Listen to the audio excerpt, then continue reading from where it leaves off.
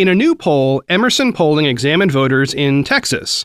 Now, Texas is a state that has not been won by a Democrat in a presidential race since Jimmy Carter in 1976. But right now, and admittedly it is early days, it actually might be competitive. Let's briefly talk about why that state is so important. So Texas is an incredible prize because it has 38 electoral votes. That's the same as Pennsylvania and Ohio put together. Or look at it this way. It's Florida plus South Carolina. It is huge.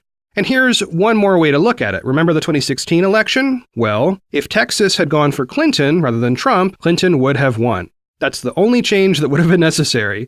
It is that big a state, and it is that vital for the outcome. This is another moment where I want to plug electoralvotemap.com, link in the show notes, where you can play around with state outcomes and see what happens overall, like flip Texas from red to blue and check out how the numbers change, that kind of thing. Okay, so in the poll, the first thing Emerson asked was about candidate popularity within the state, which is something we are obviously very curious about for the primaries. Among Democrats who said they would vote in the primary, leading the pack with 23% was Joe Biden.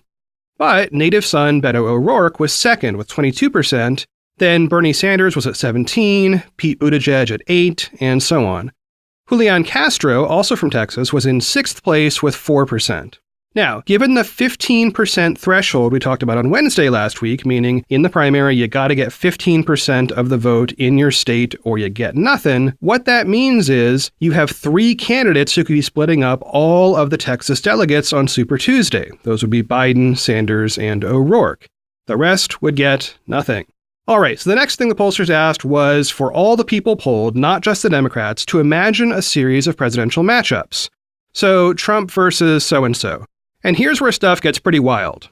In those hypothetical matchups, Biden beats Trump 50% to 49%. Now, statistically, that is not a win. That is a toss-up.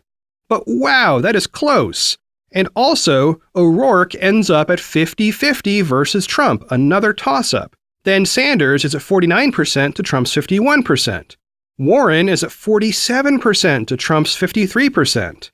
And then you have Harris and Buttigieg both at 46% to Trump's 54%. Those last two results, Harris and Buttigieg, fall outside the margin of error for the poll, meaning they're not toss-ups, that's an actual loss. But still, to have so many potential candidates polling so close to an incumbent president who won that state in the last cycle really is something. What this means, reading from Spencer Kimball's interpretation of the poll, is, quote, in general election matchups, Trump is in statistical dead heats with 4 of the top 6 Democratic opponents and leads the other 2. End quote. So keep an eye on the Lone Star State because things just got interesting.